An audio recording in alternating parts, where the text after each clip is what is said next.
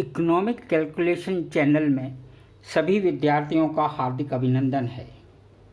आज हम अपना लेक्चर बहुत छोटे से शब्द तटस्थ वक्र के ऊपर केंद्रित रखेंगे। तो तटस्थ वक्र विश्लेषण में तटस्थ वक्र को हम कैसे साधारण शब्दों में बताएं, इसके विषय में चर्चा करेंगे।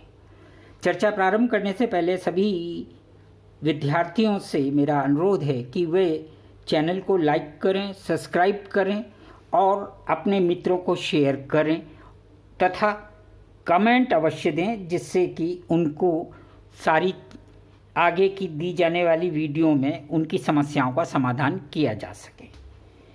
यहाँ एक मुख्य बात यह है कि आपकी चाहे वो पाठ्यक्रम की परीक्षा हो या प्रतियोगितात्मक परीक्षा हो, और अगर उसमें लिखित रूप से बहुविकल्प के स्थान पर लिखित रूप से पूछा जाता है तो कभी कभी अति अल्प उत्तर पूछे जाते हैं और उसका आपको बहुत सरल शब्दों में अभिव्यक्त करना होता है। मैं उदाहरण के तौर पे आपसे कह दिया जाता है कि 5 वाक्यों में दीजिए, 75 शब्दों में लिखिए, 40 शब्दों में लिखिए। तो इस प्रकार लिखने में विद्यार्थी को किन शब्दों का चयन करना चाहिए, उसी पर आज हमारा यह विषय केंद्रित है। और हमारा आज का शब्द है तटस्थ वक्र। तो हम अपना अध्ययन प्रारंभ करते हैं कि तटस्थ वक्र क्या है। तटस्थ वक्र एक संयुक्त उत्पाद का चित्रमय प्रतिनिधित्व है जो उपभोक्ता को समान प्रकार की संतुष्टि देते हैं, जिससे उपभोक्ता उदासीन अथवा तटस्थ हो जाता है। ये अर्थात बिल्कुल स्पष्ट है। आपने पुस्तक में पढ़ा है, बुक में पढ़ा है कि बहुत अच्छी तरह से उसको एक्सप्लेन किया हुआ है, पर आपसे कहा जाए कि अपने शब्दों में इसको अभिव्यक्त करें तो हम यहाँ क्या कहें कि तटस्थ वक्र एक संयुक्त उत्पाद है जिसका कि हम चित्रमय प्रतिनिधित्व करते हैं और उपभोक्ता को जो समान प्रकार की संतुष्टि देता है, जिससे उपभोक्ता उदासीन अथवा तटस्थ हो जाता है।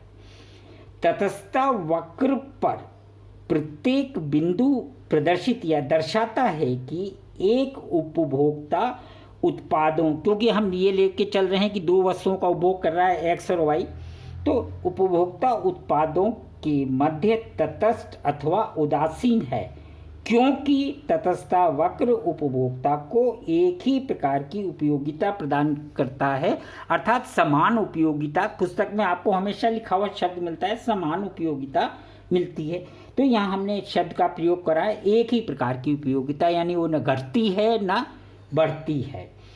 और अगर हम इन तटस्थ वक्रों के समूह की बात करें तो हम उसको तटस्थ मानचित्र कह देते हैं।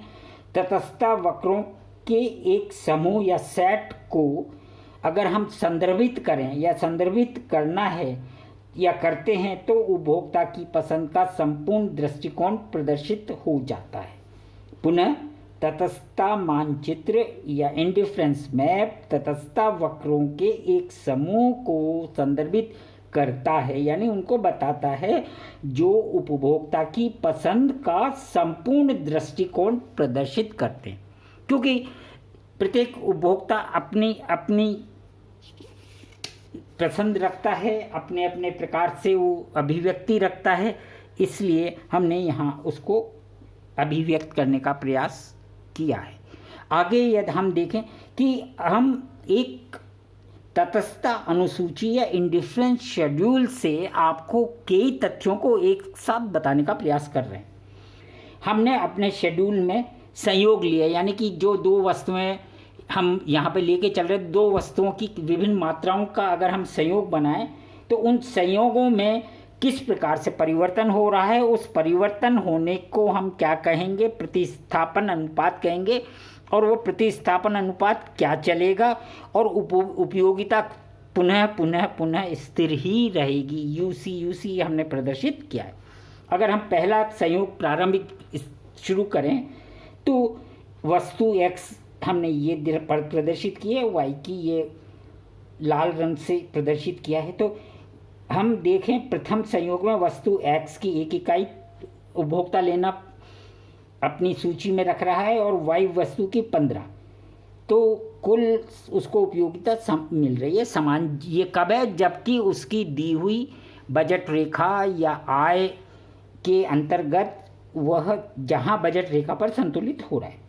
दूसरा, हम अगर संयोग देखें तो उसने x की 1 की जगह 2 कर दी इकाई, फिर 3 कर दी, अलग अलग संयोगों में बढ़ता जा रहा है, आप देख रहे हैं, यानी प्लस का निशान लगाया गया है। और y वस्तु की मात्रा वो क्या है? पहले संयोग में 15, फिर 11, फिर 8, तो यहाँ आप देखिए ये घट रही है।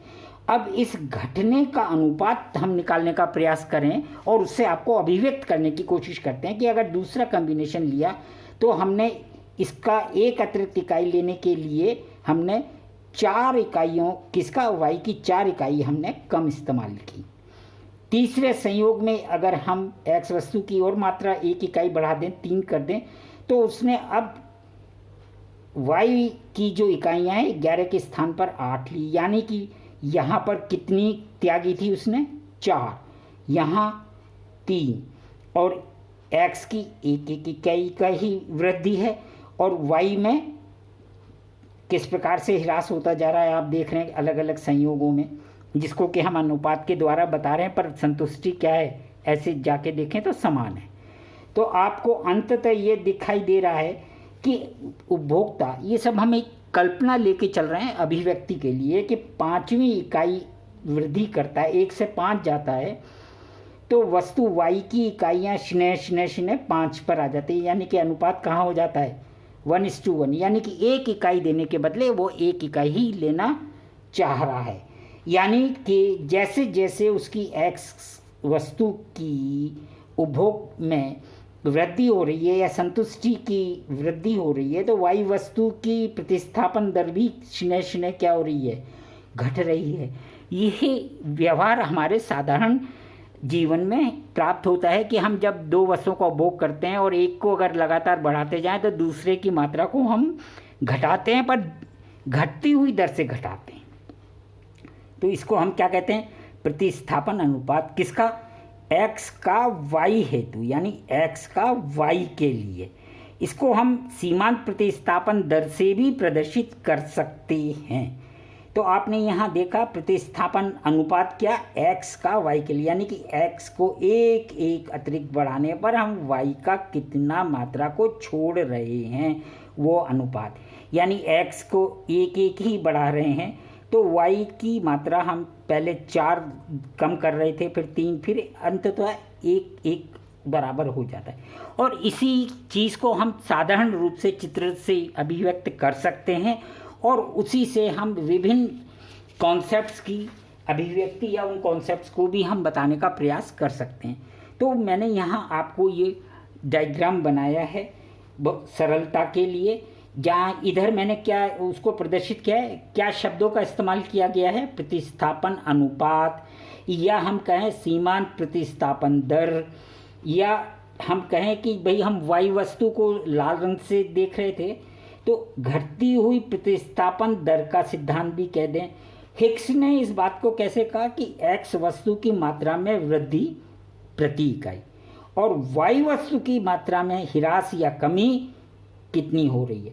तो अगर इसका अनुपात बना दिया जाए, रेशियो निकाल दिया जाए, जैसे हमने पहले अभिव्यक्त करने की कोशिश की, तो x की सीमांत उपयोगिता एक आप बढ़ा रहे हैं x, देखिए ये एक इकाई x की बढ़ रही है, y की इकाइयाँ शून्य शून्य त्यागने की मात्रा या छोड़ने की मात्रा कम है। तो x की सीमांत उपयोगिता अपॉन y की सीमांत उपयोगिता, और यहाँ देखिए डेल्टा y लिखा है, यानी कि परिवर्तन की दर। तो डेल्टा y क्या है? हमेशा नेगेटिव होगा, क्योंकि ये छोड़ा जा रहा है और ये बढ़ाया जा रहा है। तो ये x डेल्टा x हमेशा पॉजिटिव, डेल्टा y हमेशा नेगेटिव। और इस अभिव्यक्ति को हम क्या कहते हैं? सीमांत प्रतिस्थापन दर एक्स वाई, या marginal rate of substitution x for y, या x ऑन y, यानी कि x की एक एक मात्रा को बढ़ाने के लिए y कितना दिया गया है। अगर इसका उल्टा y ऑन x कर दिया जाए या y फॉर x कर दिया जाए, तो y की एक एक इकाई बढ़ाएं तो x की कितनी कितनी मात्रा घटेगी। इस डायग्राम को हम उल्टा बिल्कुल कर सकते हैं। जिन विद्यार्थियों को उसकी अभिव्यक्ति चाहिए वो कमेंट बॉक्स में जाएं और हमें कमेंट करें, तो हम उनको अलग से इसकी एक छोटी सी क्लिप बना के समझाने का प्रयास करेंगे। तो इस चीज़ को हम इस रेशियो को हम क्या भी कह देते हैं, तटस्थता वक्र का ढाल या स्लोप ऑफ इंडिफरेंस कर्व भी कहते हैं। तो देखिए बिल्कुल सरल शब्दों में डायग्राम में दिखाया है कि एक से एक इकाई बढ़ा रहे हैं तो ये प्लस प्लस हमने कर दिए, स्पष्ट है। अब y को देखें तो y का पहला कॉम्बिनेशन ये था, पीछे अभिव्यक्त किया हुआ है। दूसरा कॉम्बिनेशन की मात्रा, तीसरे की, चौथे की, ये मैंने आपको बताने का प्रयास किया है। जब आप वीडियो को एक दो बार बार देखेंगे तो आपको ये चीज़ समझ में आ जाएगी। तो y का ह्रास क्या है, y की ये मात्रा ज़्यादा है, रैड से बताया। उसके बाद कम, उसके बाद कम, यानी कि y की मात्रा को त्याग करने की दर कम कम होती जा रही है और ये एक एक एक एक बढ़ता जा रहा है। तो जब ये कम कम होता जा रहा है तो जो जो बिंदु आ रहे हैं, अगर उन बिंदुओं को हम एक काल्पनिक रेखा से मिला दें, ये मिल गया, तो इसको हम क्या कह सकते हैं, इंडिफरेंस कर्व कह सकते हैं। और यही ये देखिए ये ढाल है, यानी कि ये गिर रहा है ओरिजिन से। तो ये स्लोप ऑफ इंडिफरेंस कर्व को अगर आपको एक्सप्लेन करना हो एग्जामिनेशन में कुछ शब्दों में या केवल चित्र से, तो आप इसका इस्तेमाल कर सकते हैं। अब इसमें कभी कभी एग्जामिनर ये कह देता है कि इसका अपवाद भी बताइए, प्रतिस्थापन की घटती हुई दर का कोई अपवाद बताइए। तो इस अपवाद में हम पूर्ण प्रतिस्थापन वस्तु ले सकते हैं। पूर्ण प्रतिस्थापन वस्तु क्या है विद्यार्थियों, कि एक एक इकाई को बढ़ाएं तो दूसरे की भी एक एक इकाई ही का ह्रास हो। जो देखिए ये मैंने डायग्राम में स्पष्ट बना दिया। तो ये बराबर एक एक वृद्धि कर रहा है तो एक एक ह्रास हो रहा है। तो इस परिस्थिति में एक सीधी रेखा बनेगी। अगर इसका कोण देखें तो वो करीब करीब 45 डिग्री का बनेगा। तो ये आपके लिए क्या हुई, सीमांत प्रतिस्थापन दर का अपवाद हो गया। अब कभी कभी एग्जामिनेशन में सिर्फ बहुत छोटा सा पूछा जाता है कि तटस्थ वक्र विश्लेषण की मान्यताएं क्या हैं, तो आप बहुत लंबी व्याख्याएं या पुस्तक में अन्य पॉइंटों को सम्मिलित करते हुए उन्हीं पॉइंटों को अलग कर दिया जाता है। तो यहाँ हम सिर्फ 3 बातें याद रखेंगे, बहुत इम्पॉर्टेंट, सिर्फ 3 बातें। क्या कि तटस्थ वक्र विश्लेषण करने के लिए हम जो मान्यता ले रहे हैं उसमें हमारा अध्ययन क्या है, तर्क संगत होना चाहिए। यानी कि हम एक्स और वाई वस्तु की, अब आपको दिया होगा उपभोग सतत होना चाहिए, एक बढ़ना चाहिए दूसरा घटना चाहिए। तो यहाँ उन सब की जगह किस शब्द का इस्तेमाल कर लिया, तर्क संगत या रैशनलिटी होनी चाहिए। दूसरी कंसिस्टेंसी होनी चाहिए, सततता होनी चाहिए, संगतता होनी चाहिए कि वो लगातार चल रहा है।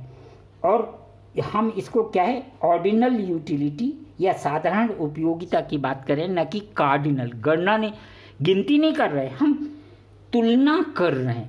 तो ये 3 शब्द अगर आपके एग्जामिनेशन में आ जाए कि तटस्थ वक्र विश्लेषण की मान्यताएं लिखिए, तो और केवल कहा जाए मान्यता लिखिए या केवल 3 सेंटेंस में लिखिए, तो रैशनलिटी, कंसिस्टेंसी और ऑर्डिनल यूटिलिटी।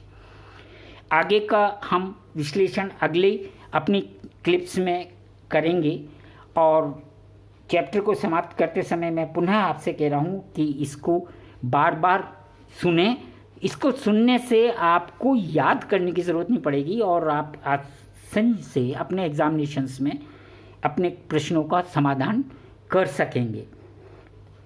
वीडियो को लाइक कीजिए, सब्सक्राइब कीजिए, अपने मित्रों को शेयर कीजिए और कमेंट बॉक्स में जाके कमेंट अवश्य दे दीजिए, जिससे कि आगे की वीडियो में आपकी समस्याओं का समाधान किया जा सके।